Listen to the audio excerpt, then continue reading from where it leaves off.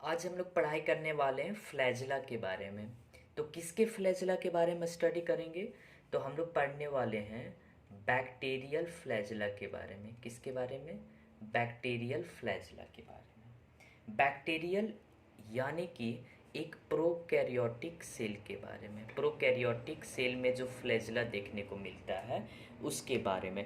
अगर आपके माइंड में यह नहीं आ रहा हो कि फ्लैजिला क्या होता है, तो आपने कभी भी एक बैक्टीरियल सेल को जब देखा होगा या फिर एक प्रोकैरियोटिक सेल को देखा होगा, तो ये आप यहाँ पर ये कुछ इस प्रकार से थ्रेड लाइक स्ट्रक्चर को देखे होंगे, एक धागा के जैसा स्ट्रक्चर। यही क्या है एक्चुअली में, इसी को हम लोग कहते हैं फ्लैजिला। इसी को क्या कहते हैं हम लोग? फ्लैजिला। ओके। तो हम लोग किसके बारे में पढ़ने वाले हैं? बैक्टीरियल फ्लैजिला के बारे में। ऐसा नहीं है कि यूकैरियोटिक सेल में फ्लैजिला नहीं देखने को मिलेंगे। आपको बहुत सारे ऐसे यूकैरियोटिक सेल देखने को मिल जाएंगे जहाँ पे आपको फ्लैजिला दिखाई देंगे, लेकिन सारे यूकैरियोटिक सेल में फ्लैजिला नहीं होते हैं। ओके। हाँ, एक बात और है कि प्रोकैरियोटिक सेल का जो फ्लैजिला है और यूकैरियोटिक सेल का जो फ्लैजिला है, दोनों में बहुत ही डिफरेंस है ना? दोनों के स्ट्रक्चर में बहुत डिफरेंस है। तो हम लोग अभी पढ़ने वाले बैक्टीरियल या फिर प्रोकैरियोटिक सेल के फ्लैजिला के बारे में। तो सबसे पहले एक बैक्टीरियल या फिर एक प्रोकैरियोटिक सेल को हम ड्रॉ करते हैं। तो ये रहा हमारा बैसिलस सेफ का एक प्रोकैरियोटिक सेल। आप प्रोकैरियोटिक सेल के स्ट्रक्चर को अगर जानते होंगे तो ठीक है, नहीं जानते तो अभी सीख लेंगे, है ना? तो एक बैक्टीरियल सेल के स्ट्रक्चर को देखें तो उसका जो बाउंड्री होता है या उसका जो कवरिंग होता है वो 3 लेयर से मिलके बना होता है। यानी बैक्टीरियल सेल का जो बाउंड्री होता है या फिर उसका जो कवर होता है वो टोटल 3 लेयर से मिलके बना होता है। कितने लेयर से? 3 लेयर से। ओके। तो यह रहा बैक्टीरियल सेल का स्ट्रक्चर जो कि 3 लेयर का है। ओके। सबसे अंदर वाले स्ट्रक्चर को अगर हम देखें, सबसे अंदर वाले इस स्ट्रक्चर को, तो इसे हम कहते हैं प्लाज्मा मेम्ब्रेन। इसे क्या कहते हैं? Plasma membrane. सबसे अंदर साइड से फर्स्ट लेयर, इसे हम कहते हैं प्लाज्मा मेम्ब्रेन। ओके। इसके बाद ये जो सेकेंड वाला है लेयर, ये जो पूरा सेकेंड लेयर है, इसे हम कहते हैं सेल वाल। इसे क्या कहते हैं हम? Cell wall. ओके। इसके बाद ये जो बाहर वाला जो लेयर है इसे हम कहते हैं ग्लाइकोकैलेक्स। इसे हम क्या कहते हैं? ग्लाइको इसे हम कहते हैं ग्लाइकोकैलेक्स। ओके। तो एक बैक्टीरियल सेल या फिर प्रोकैरियोटिक सेल के स्ट्रक्चर को अगर हम देखें तो यहाँ पे आपको 3 कवर उसके शरीर में दिखाई देगा, है ना? सबसे अंदर वाला जो कवर या लेयर है उसे हम कहते हैं प्लाज्मा मेम्ब्रेन, सेकेंड लेयर को सेल वाल, और सबसे बाहर जो लेयर है उसे कहते हैं हम ग्लाइकोकैलेक्स। अब ये जो बाहर वाला ग्लाइकोकैलिक्स वाला लेयर है यह आपको 2 फॉर्म में दिखाई देंगे। या तो यह जो सो लूज हो सकता है या फिर यह जो सो कैसा हो सकता है? टाइट, है ना? तो प्रोकैरियोटिक सेल या फिर बैक्टीरियल सेल का जो सबसे बाहरी वाला लेयर है जिसे हम ग्लाइकोकैलिक्स कहते हैं, वह या तो लूज हो सकता है या फिर टाइट हो सकता है। अगर वो लूज है तो उसे हम कहेंगे स्लाइम लेयर। क्या कहेंगे? Slime layer. और वही अगर यह टाइट है तो उसे हम क्या कह के बुलाएंगे? कैप्सूल। क्या कह के बुलाएंगे? कैप्सूल। ओके। इसके साथ ही इसके जो बाहर में कुछ ये जो बैक्टीरियल सेल है इसमें कुछ आपको अपेंडेजेस, हेयर लाइक स्ट्रक्चर्स दिखाई देंगे। छोटे छोटे हेयर लाइक स्ट्रक्चर बहुत सारे दिखाई देंगे। ये जो हेयर लाइक स्ट्रक्चर है इसे हम कहते हैं पिलाई, या फिर कुछ वैज्ञानिक या कुछ साइंटिस्ट इसे जो है सो फिम्ब्राई के नाम से बुलाते हैं। तो ये जो छोटा छोटा हेयर लाइक स्ट्रक्चर दिखाई दे रहा है इसे हम कहते हैं पिलाई। इसे हम क्या कहते हैं? पिलाई। तो इस पिलाई का अगर हम फंक्शन के बारे में जानने की कोशिश करें तो इसका जो फंक्शन है, इसका फंक्शन क्या है? अटैचमेंट प्रोवाइड करवाना। क्या प्रोवाइड करवाना? अटैचमेंट। अटैचमेंट का मतलब क्या होता है? किसी से जाके कैसे वो चिपकता है या उसके जाके कैसे वो उसके साथ अटैच होके रह पाता है ना। तो ये किसके द्वारा पॉसिबल है? पिलाई के द्वारा। पिलाई क्या करता है? बैक्टीरिया को रॉक के सरफेस से या फिर कहीं चिपकने में उसे वो मदद करता है। कौन? पिलाई। किसी के इंटेस्टाइन में, ह्यूमन बींग या काव, ये सब के इंटेस्टाइन में अगर बैक्टीरिया जाके उसके इंटेस्टाइन में चिपक रहा है या उससे अटैच हो रहा है, तो वो किसके कारण अटैच हो पा रहा है? पिलाई के कारण। किसके कारण? पिलाई के कारण। ठीक है, तो फर्स्ट फंक्शन क्या है पिलाई का? अटैचमेंट। दूसरा फंक्शन जो पिलाई का है, वो दूसरा फंक्शन है कॉन्जुगेशन करना। क्या करना? कॉन्जुगेशन। जिसे कुछ लोग इसे सेक्सुअल रिप्रोडक्शन भी कह देते हैं। बैक्टीरिया में सेक्सुअल रिप्रोडक्शन है ना। या फिर कुछ लोग इसे जो है सो जीन ट्रांसफ़र भी कह देते हैं। जीन ट्रांसफ़र है ना।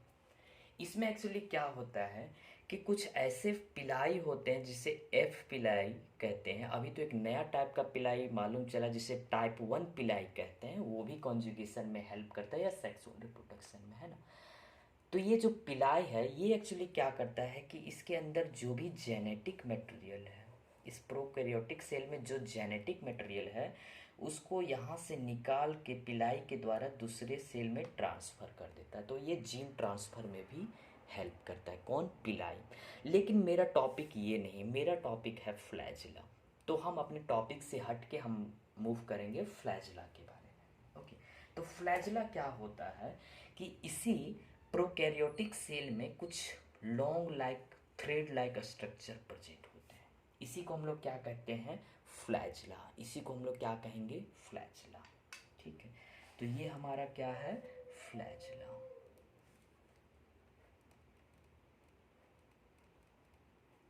अगर हम फ्लैजिला के स्ट्रक्चर के बारे में जानने की कोशिश करें, किसके स्ट्रक्चर के बारे में? फ्लैजिला के स्ट्रक्चर के बारे में। जो कि फ्लैजिला, हम बैक्टीरियल फ्लैजिला के बारे में अगर हम बात करें या इसके स्ट्रक्चर के बारे में बात करें तो ये टोटली डिफरेंस होता है यूकैरियोटिक सेल के फ्लैजिला से, है ना। फाइनली हम इसके फंक्शन के बारे में बात करें तो इस फ्लैजिला का फंक्शन है मूवमेंट प्रोवाइड करवाना, मूवमेंट देना। यानी बैक्टीरिया एक जगह से दूसरी जगह कैसे मूव कर पा रहा है? तो वो किसकी मदद से मूव करता है? फ्लैजिला की मदद से। किसकी मदद से? फ्लैजिला, ना कि पिलाई की मदद से। पिलाई की मदद से वो अटैच होगा, किसी जगह जाके चिपक जाएगा, लेकिन एक जगह से दूसरी जगह अगर उसको मूव करना है तो वो किसके द्वारा पॉसिबल हो पाएगा? फ्लैजिला के द्वारा। किसके द्वारा? फ्लैजिला के द्वारा। ओके, तो फ्लैजिला का फंक्शन क्या है? मूवमेंट करवाना। ठीक है, अब अगर हम फ्लैजिला के स्ट्रक्चर अगर हम एक प्रोकैरियोटिक या बैक्टीरियल सेल के सेफ के बारे में जानने की कोशिश करें तो बैक्टीरिया या फिर प्रोकैरियोटिक वो मेनली आपको 4 सेफ में दिखाई देंगे। जैसे हम बात करते हैं एक प्रोकैरियोट्स के बारे में, है ना, प्रोकैरियोट्स के सेफ के बारे में। तो प्रोकैरियोट्स मेनली आपको 4 सेफ में दिखाई देंगे। कितने सेफ में? 4 सेफ में। कौन कौन से 4 सेफ हैं उसके बारे में भी हम लोग बात करेंगे। प्रोकैरियोट्स जो हैं सो आपको बैसिलस के रूप में दिखाई देंगे, या फिर जैसे बैसिलस मतलब कुछ इस शेप में दिखाई देंगे बैक्टीरिया, या फिर आपको कुछ जो हैं सो इस शेप में दिखाई देंगे, या फिर कुछ जो हैं सो आपको इस कोमा के शेप में दिखाई देंगे बैक्टीरिया, है ना। या फिर कुछ बैक्टीरिया ऐसे हैं जो आपको एकदम गोल सा दिखाई देंगे। तो ये जो रॉड के जैसा दिखाई दे रहा है इसे हम लोग कहते हैं बैसिलस शेप।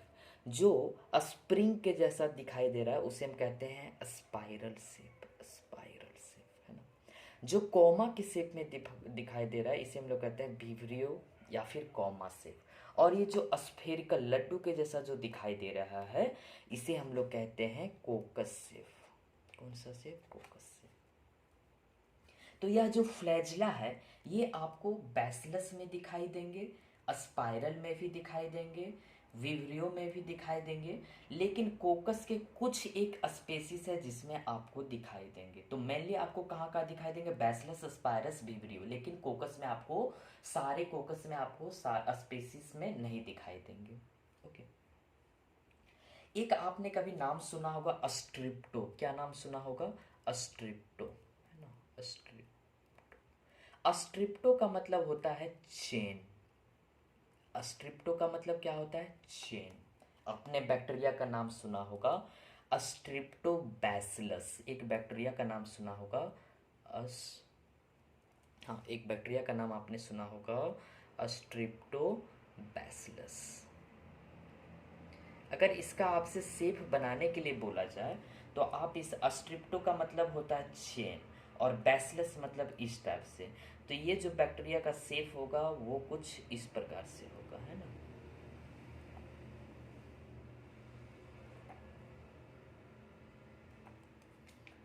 आपने कभी नाम सुना होगा अस्ट्रिप्टोकोकस। क्या नाम सुना होगा? अस्ट्रिप्टोकोकस। ये भी नाम आपने कभी सुना होगा, है ना?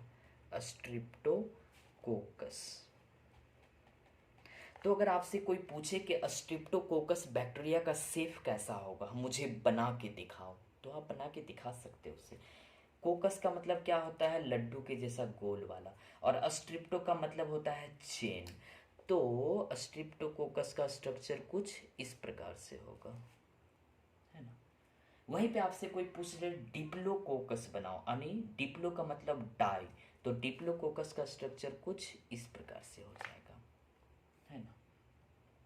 आपसे कोई पूछे मोनोकोकस बनाओ, तो मोनोकोकस है ये। ओके।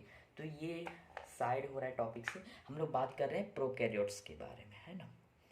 तो बैसिलस का स्ट्रक्चर कुछ इस प्रकार होता है, स्पाइरल का ये होता है, विवरियो का शेप कुछ कोमा जैसा होता है, और कोकस मतलब स्फेरिकल यानी गोल शेप। ठीक है। तो आपको जो फ्लैजिला है वो इसमें देखने को मिलेंगे, इसमें भी देखने को मिलेंगे और इसमें भी, लेकिन ये जो कोकस यानी गोल वाला है इसमें कम देखने को मिलेंगे। कम, ऐसे कम स्पीसीज है जिसके पास कोकस आपको देखने को मिलेंगे, है ना? अब हम लोग बात करते हैं दोबारा कि जो फ्लैजिला है ये नंबर जो है या इसका लोकेशन है वो बैक्टीरियल स्पेसिस टू स्पेसिस क्या हो सकते हैं? वैरी कर सकते हैं, है ना?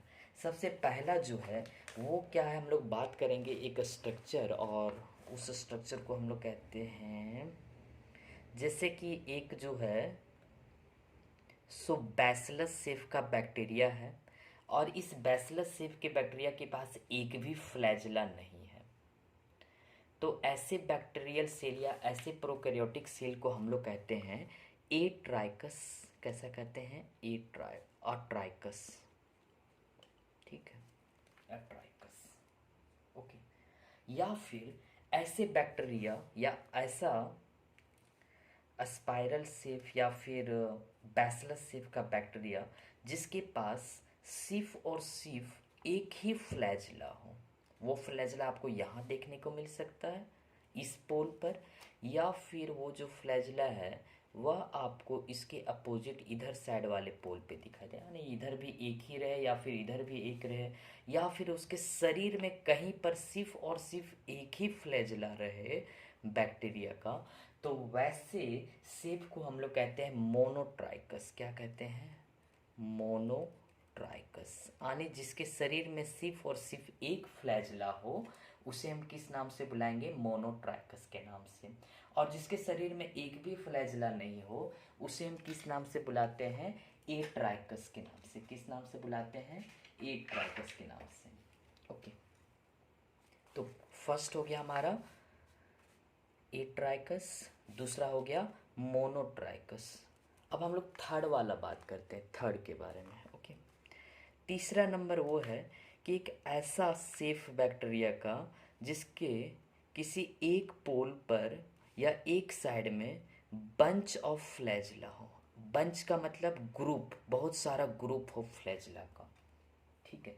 वो इधर साइड भी हो सकता है या फिर उसके अपोजिट साइड में हो सकता है, एक ही ग्रुप में एक ही साइड।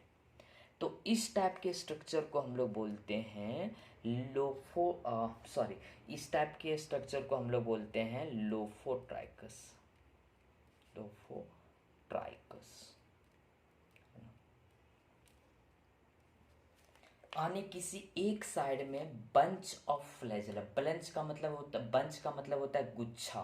तो किसी एक साइड में अगर फ्लैजेला का गुच्छा हो तो उसे हम क्या कहेंगे? लोफोट्राइकस। ओके, क्या कहेंगे उसे हम? लोफोट्राइकस कहेंगे। नेक्स्ट जो फोर्थ नंबर है हमारा, कि कोई एक ऐसा बैक्टीरिया है या प्रोकैरियोटिक सेल है जिसके दोनों साइड में गुच्छा हो फ्लैजिला का, बहुत सारा फ्लैजिला हो दोनों साइड में, है ना। तो इसे हम कहते हैं एम्फीट्राइकस। क्या कहते हैं? एम्फीट्राइकस। एम्फी का मतलब होता है बोथ, है ना। तो जिसके दोनों साइड में बंच ऑफ फ्लैजिला हो, यानी फ्लैजिला का गुच्छा हो, तो उसे हम किस नाम से बुलाएंगे? एम्फीट्राइकस के नाम से। नेक्स्ट जो फिफ्थ नंबर आ जाता है कि एक ऐसा सिफ बैक्टीरिया का जिसके पूरे शरीर में फ्लैजिला प्रेजेंट हो, पूरे शरीर में फ्लैजिला हो, है ना। पूरे शरीर में क्या हो? फ्लैजिला हो। तो इस टाइप के स्ट्रक्चर को हम लोग कहते हैं पेरिट्राइकस। क्या कहते हैं? पेरिट्राइकस।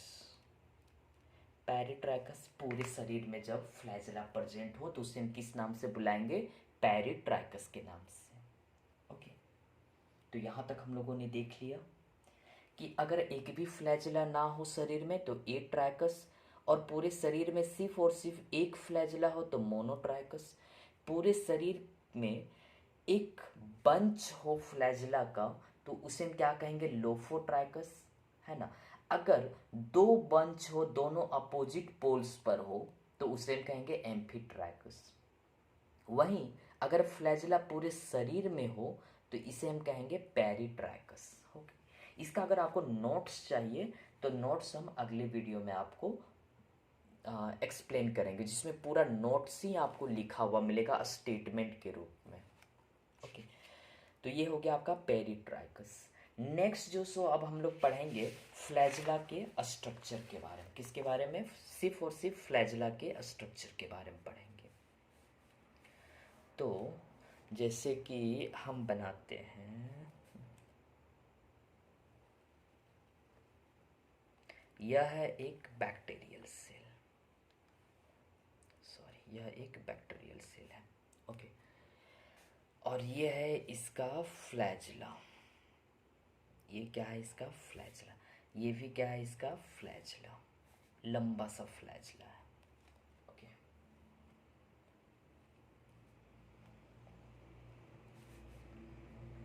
ये क्या है? इसका फ्लैजिला।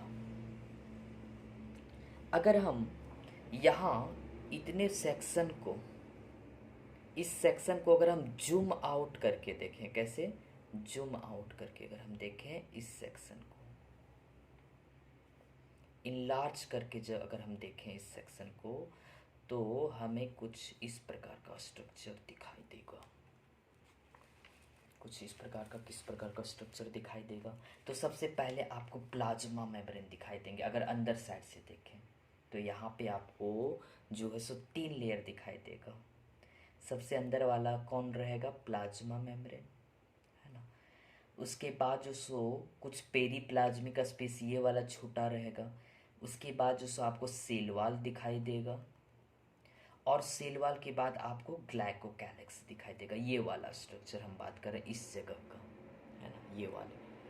तो यहाँ पे क्या दिखाई देगा? सबसे अंदर में आपको प्लाज्मा मेम्ब्रेन, ये रहा हमारा प्लाज्मा मेम्ब्रेन।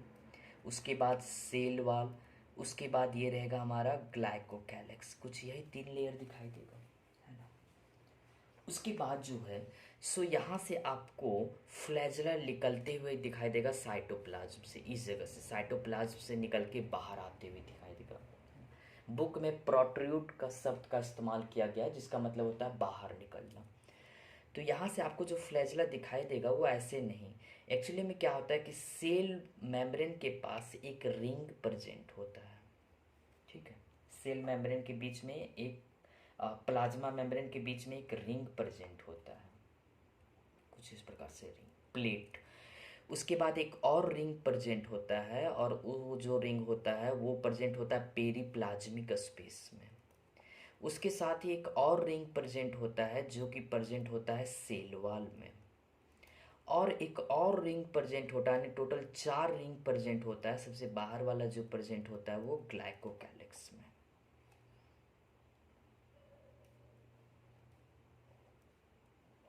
यानी इस जगह के स्ट्रक्चर को अगर आप देखेंगे तो ये जो स्ट्रक्चर है यहाँ पे आपको 4 रिंग दिखाई देंगे। कितने रिंग दिखाई देंगे? 4 रिंग, छोटे छोटे, है ना। उसको जब हम जूम आउट करके देखें तो कुछ इस प्रकार से दिखेगा। कैसा दिखेगा? कुछ इस प्रकार से कि ये हमारा प्लाज्मा मेम्ब्रेन है, और बीच में प्लाज्मा मेम्ब्रेन के बीच में क्या है? एक रिंग प्रेजेंट है, सिक्का एक रखा हुआ है दीवार में, है ना। एक और जो सो सेल वाल है, और उसमें भी एक रिंग प्रेजेंट है, एक ग्लाइकोकैलिक्स में प्रेजेंट है, और एक रिंग जो सो प्लाज्मा मेम्ब्रेन और सेल वाल के बीच में जो जगह है वहाँ पे रखा हुआ है। इन जो रिंग है, इन सभी रिंग को बोलते हैं, सबसे अंदर वाले रिंग को बोलते हैं हम लोग एम रिंग। किस रिंग से बुलाते हैं? M ring. सेकेंड जो इन दोनों के बीच में रखा हुआ है इसको बोलते हैं एस रिंग। उसके बाद जो रिंग है उसको बोलते हैं पी रिंग, और सबसे बाहर वाला जो रिंग है इसको बोलते हैं एल रिंग। ठीक है, यहाँ पे 4 रिंग प्रेजेंट होता है, और यही 4 रिंग को क्रॉस करते हुए एक धागे के जैसा स्ट्रक्चर निकलता है साइटोप्लाज्म से। साइटोप्लाज्म से इन चारों रिंग को क्रॉस करते हुए एक स्ट्रक्चर निकलता है जिसे हम कहते हैं बेसल बॉडी। क्या कहते हैं? Basal body. ओके, ये बेसल बॉडी है जो सेल के कवर को क्रॉस करता है। उसके बाद एक हेलिकल लाइक स्ट्रक्चर आ जाता है, एक स्ट्रक्चर आ जाता है हेलिकल लाइक। ठीक है, और इस स्ट्रक्चर को हम लोग कहते हैं हुक। क्या कहते हैं? हुक। उसके बाद एक पतला सा धागा जैसा स्ट्रक्चर आता है, और उस धागे के जैसे स्ट्रक्चर को हम लोग कहते हैं फिलामेंट। क्या कहते हैं? फिलामेंट। तो ये जो धागे जैसा स्ट्रक्चर है इसे हम कहते हैं फिलामेंट, है ना। हम लोग इस जगह के स्ट्रक्चर को जूम करके बना रहे हैं, तो हमने इस जगह के स्ट्रक्चर को बनाया जो कि ये है। ओके, और ये जो बाहर लंबा से दिखाई दे रहा है ये क्या है? फिलामेंट। ये क्या है? फिलामेंट। तो सबसे बाहर एक दिखाई देता है जिसे हम लोग कहते हैं फिलामेंट। बीच में एक हुक प्रेजेंट होता है। बीच में क्या प्रेजेंट होता है? एक हुक। और ये जो प्लाज्मा मेम्ब्रेन, सेल वॉल और ग्लाइकोकैलिक्स को जो क्रॉस कर रहा है, जो कि रिंग से अटैच है, इसे हम कहते हैं बेसल बॉडी। इसे हम क्या कहते हैं? Basal body. तो एक फ्लैजला के स्ट्रक्चर में आपको 3 पार्ट्स दिखाई देंगे। जैसे यह एक हमारा बैक्टीरियल सेल है, और यह जो सो हमारा एक बैक्टीरियल सेल को क्रॉस करते हुए निकल रहा है फ्लैजला, है ना। ये जो कंप्लीट यहाँ स्ट्रक्चर है ये कहलाएगा आपका बेसल बॉडी। क्या कहलाएगा? Basal body. इसके साथ ही यहाँ पर एक हुक लगा रहता है। उसके बाद एक धागे जैसा स्ट्रक्चर रहता है जिसे हम लोग क्या कहते हैं? फिलामेंट। इसे आप नहीं बनाना। ओके, तो रिंग को क्रॉस करते हुए, प्लाज्मा मेम्ब्रेन के रिंग को क्रॉस करते हुए जो बाहर निकल रहा है वो क्या है? Basal body. उसके बाद में एक हुक लाइक स्ट्रक्चर होता है, और सबसे बाहर एक धागे जैसा स्ट्रक्चर होता है जिसे हम कहते हैं फिलामेंट।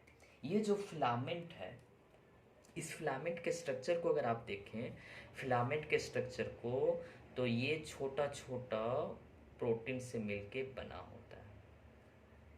किससे बना होता है? छोटा छोटा प्रोटीन से मिलके, और इसके बीच में होल होता है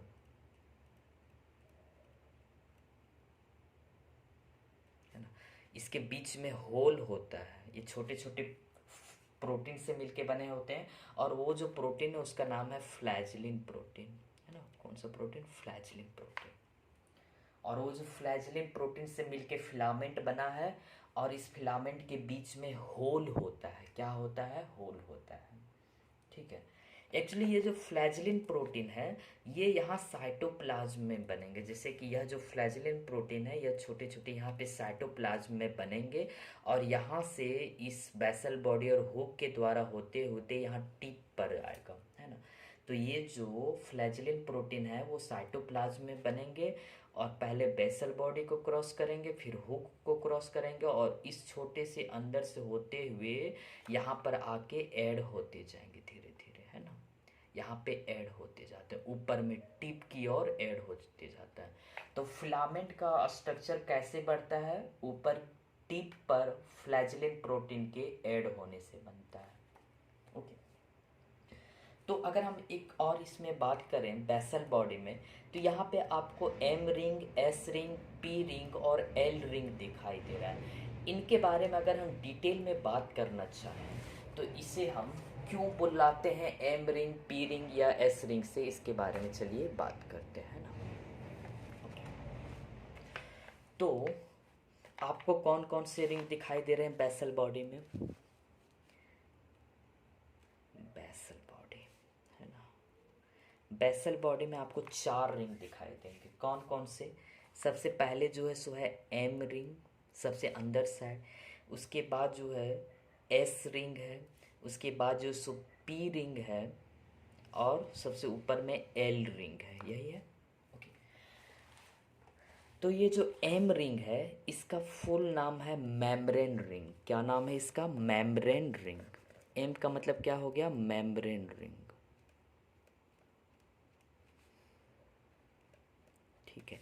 एस का मतलब होता है सुपर मेम्ब्रेन रिंग। कौन सा ring? Super membrane ring. Okay. P का मतलब होता है peptidoglycan ring. Peptidoglycan ring. Okay. और सबसे लास्ट में जो है इसका मतलब होता है लिपोपॉलीसेकेराइड रिंग। लिपोपॉलीसेकेराइड